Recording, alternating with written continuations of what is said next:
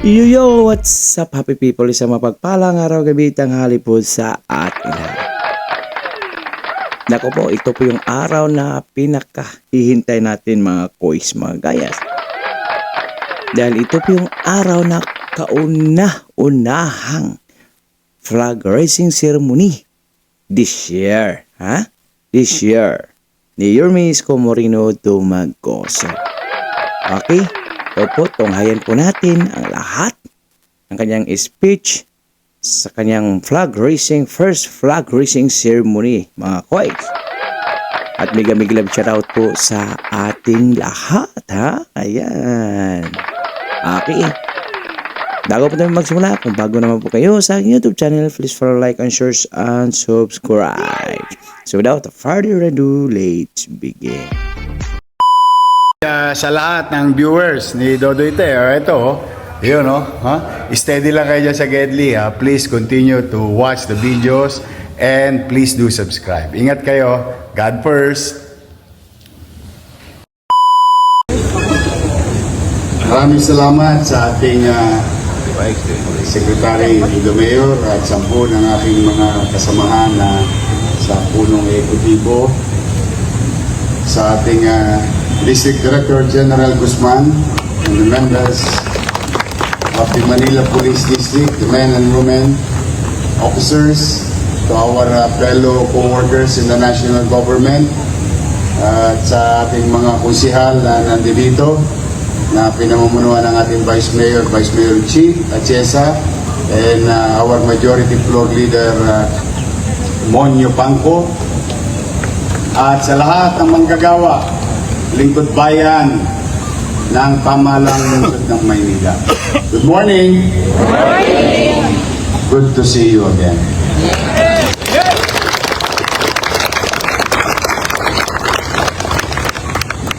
Loobin nawa ng Diyos, this is our first of 468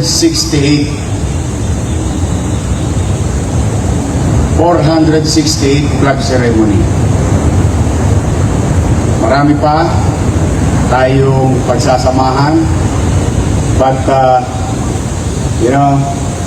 nowadays I think hindi naman kaila sa inyo na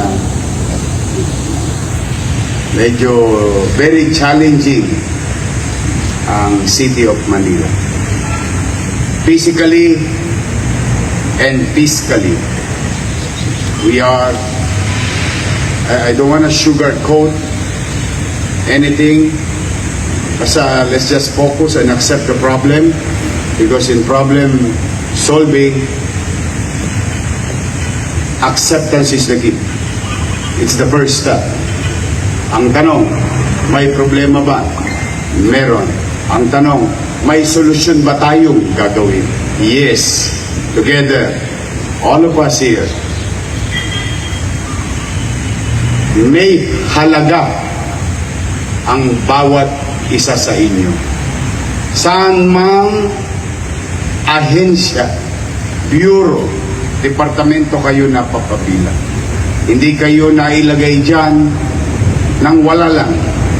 Kayo'y kinilala, kinuha ng pamahalang lungsod upang maging bahagi ng pamahalaan na paglingkuran ang ating mga kababayan. Yang angking galing ninyo, talino, I hope I'm not asking too much. Please do some extra steps. We really need to catch up. Back to zero tayo. But, if there is one good thing about the situation, sanay ako ng wala. So, I know how to start with nothing. And I know how to begin.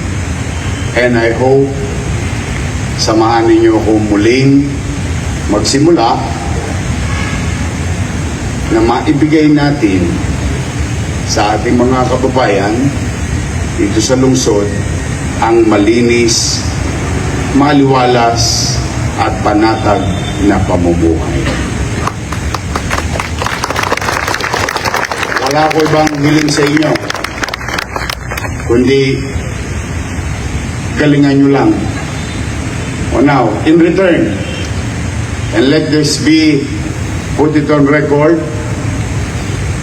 binabalik ko yung dating polisiya ko na sinimulan ko na dati. Kaya lamang binago-bago dahil mas lamang ang malapit sa kusina sa mga nagdaang panahon. Now, to all of you here listening, and please send this to our fellow workers. Mag-apply kayo ng promotion based on merit ang promotion natin muli sa lungsod ng Maynila. Marami sa inyo dyan, alam ko natapakan ang paa ninyo. Minsan nga nagugulat kayo, bigla na lang pumasok sa opisina, yung bagong appointment mas mataas pa kaysa sa iyo. Tama. Opo. Alam naman natin yan. Sabi ko nga sa inyo, in problem solving, you accept the problem, then we introduce solution. Nung araw, saksi ang Diyos, 98% ng na-promote na permanent, hindi ko kilala, hindi ko nakita.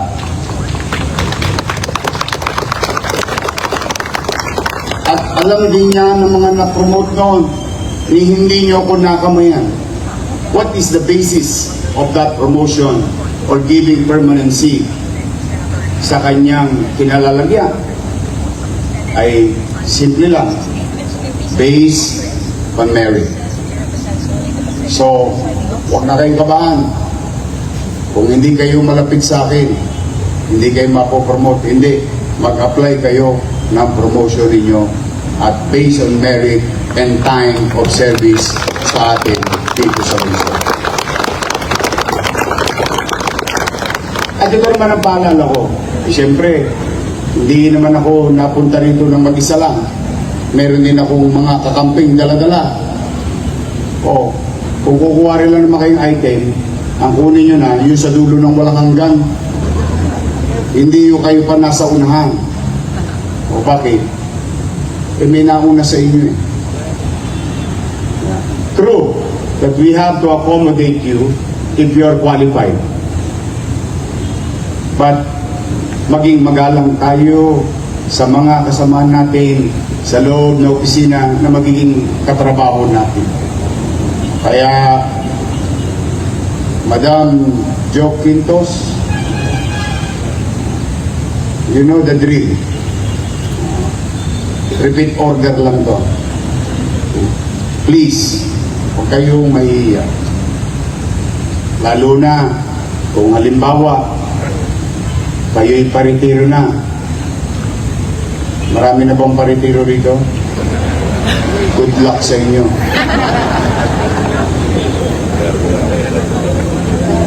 Kailangan kong bayaran ulit yung 200 million na utang ng GSIS. Kawawa naman ang mga magre-retiro. But na-resolve ako naman na yan dati. Halimbawa kayo magre-retiro. Meron kayong anak na qualify sa gobyerno. We will make priority of your family.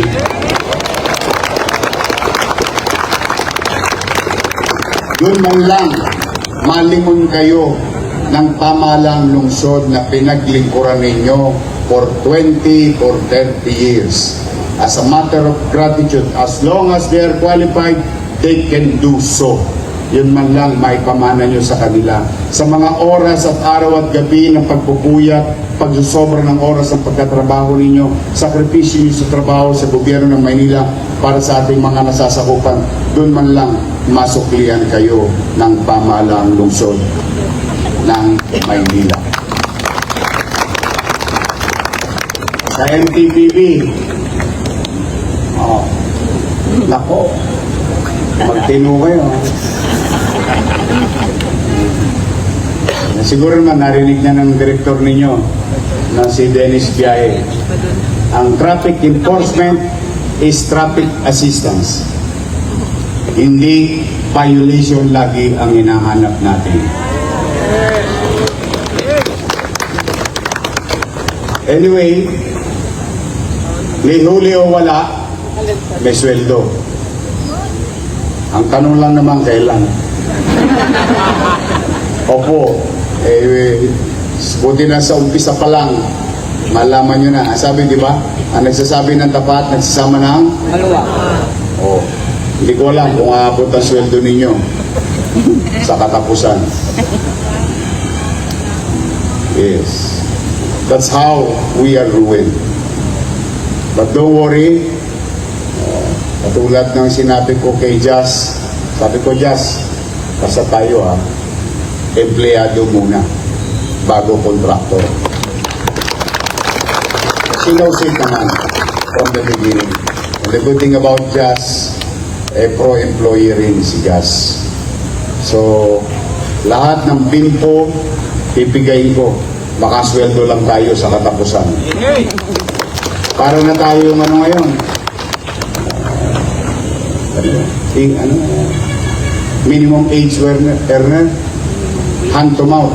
May kita, may chicha. Ganun po ang sitwasyon natin. But don't worry, I don't want to ruin your week. I'm just trying to, state the facts that we are really in a fiscal ICU. To our people in Manila. So ulitin ko ang gusto kong makita, promotion, permanent. At Madam Jo, Josiel Jo, ayoko mapopromote, dala ng tagadala lang ng bagdimam. Ni Direktor. And so, let's give merit and credit to those people who deserves to be promoted. Ngayon, sa ating bisita, may mga bisita tayo rito, may magdo-donate ng 2 motor. Mabasa sana kayo ng ulan, nang lumago pa kayo. Magandang Lunes, umpisa na ng pagbubukas. But now I'm going to address the people of Manila here. And let me take this opportunity to address our citizens. I assume 12:01 last Monday, facing chaotic filth like Smoky Mountain in most of our avenues and boulevards in the city. Hindi pa kasama dyan yung mga basura sa kanto ng iskinita at bahay ninyo. And timing, nawala naman yung 2 kontratista. Now, let us not put blame to one another. Hindi rin sila biniyaran, hindi na rin nila kaya. That's the truth of the matter. And the thing stops there. We move on. We assume, and it became a crisis, at maraming pwedeng magkasakit ng mga kababayan natin. So at 2 o'clock, immediately after 12:01, the same day, we took the responsibility and put things in right order. Sa ngayon, sa awa ng Diyos, I think kayo mismo, dahil marami naman sa inyo dito, taga Maynila, we can honestly say, since Monday, last week, at least, guminhawa na ang ating mga kalsada. Tanong, total mamamayan din naman kayo, Nakakot na ba yung basura ninyo sa kanyang mga lugar? Nakakot na ba? Hindi pa tayo nakakaalpas sa problemang yun. But 80%, at the very least, or 85% of our garbage crisis is resolved already. And I would like to thank our fellow employees in the city government. I hope hindi naman kalabisan sa inyo. Palakpakan natin yung mga taga-DPS, city engineering, middle class at mahirap. Ang basura ay concern ng taong bayan. Kaya naman, at least kayo na mga mamamayan dito at mga mamamayan nanonood, in a matter of few days, I think magna-normalize na ang koleksyon ng basura sa lungsod ng Maynila.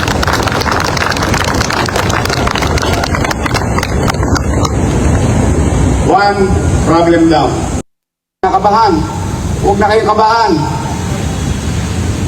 Kung kayo ay talagang pumapasok sa opisina, kung kayo ay talagang nandoon sa opisinang yon, iriring nyo kayo ng lungsod ng Maynila. Sabihin nyo yan sa kapatid nyo, kaanak nyo. Ang hindi ko iriring yung JO, yung naga-house to house na JO. Primo, ikaw papasok sa trabaho, sasabak sa bagyo, baha, and so on and so forth. Yung kasama mong JO, nakahilata, may 15, may 14. I mean, that's unfair. So, while it is true that we are going to cost cut, but we are going to cost cut efficiently. Hindi whimsical, hindi kapritsyo. Kaya, yung katulad ng binulong sa akin, maswerte itong mga nakabanda. Ayan. May 22 kayo, sabi mo? Sabihin mo sa kanila, effective July 1. Kaya pala mahina yung musika kanina.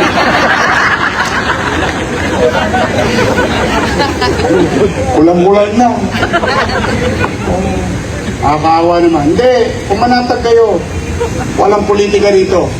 Warm bodies, functioning, being utilized by the city and your offices. You tell them, your department head will know this later on. Pero gusto ko na kayo na, sa bibig ko na mismo ninyo marinig. Papasukin nyo sila, kasama sila ulit sa pamahalang lungsod ng Maynila. So that you have this kind of peace of mind and certainty. So muli sa inyong lahat, handa na ba kayo? Yes! Handa na ba kayo? Yes! Ngayon, magbobotohan tayo.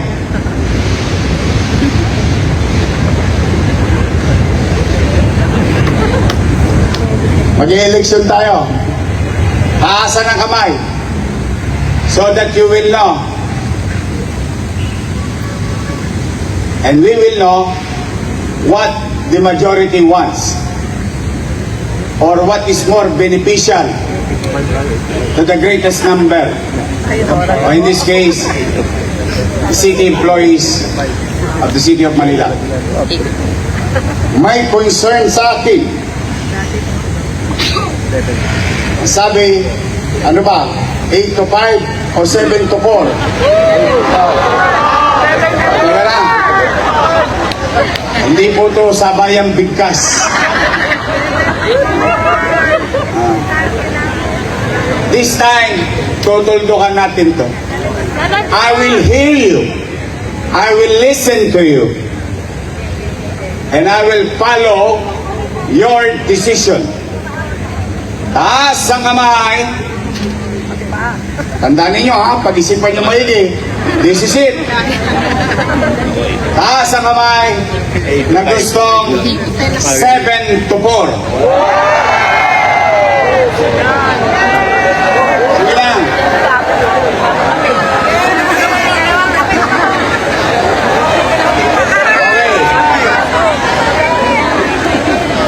Okay.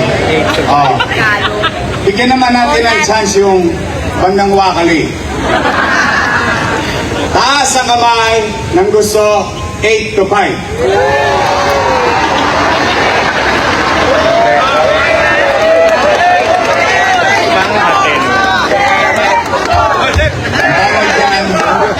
Ayan ang resulta nung nakaraang alalan. Mudslide. We are 7.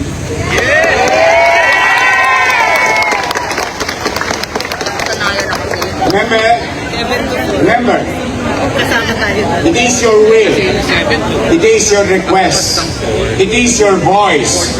Now you have a city government who listens to you. Okay? So 7 to 4. Hoy, mga department at saka bureau, walang 7 to 4 sa akin. Broken hours po kami. Sa totoo lang, siguro nakaka-30 hours pa lang ako na total na tulog since Monday. But that's the least of your problem. So, 7 to 4. We're okay? I love you.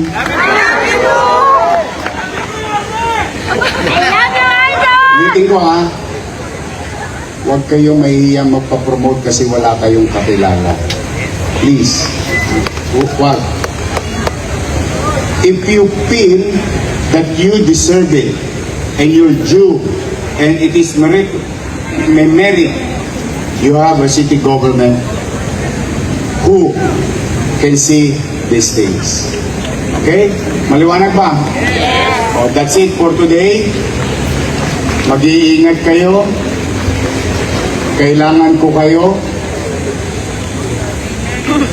Then I alone cannot do this on my own. Every one of you. We have to come together. That includes our people.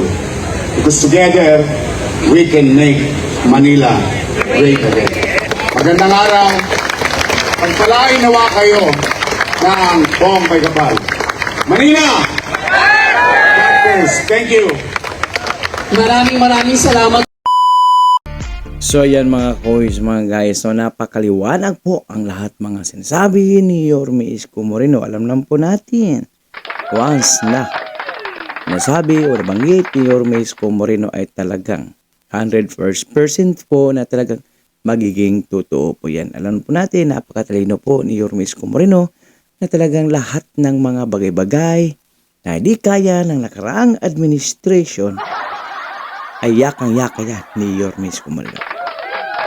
Okay, at dahil maabot po kayo sa dulo ng ating video, may karapatan po kayo mag-like, shares, and subscribe.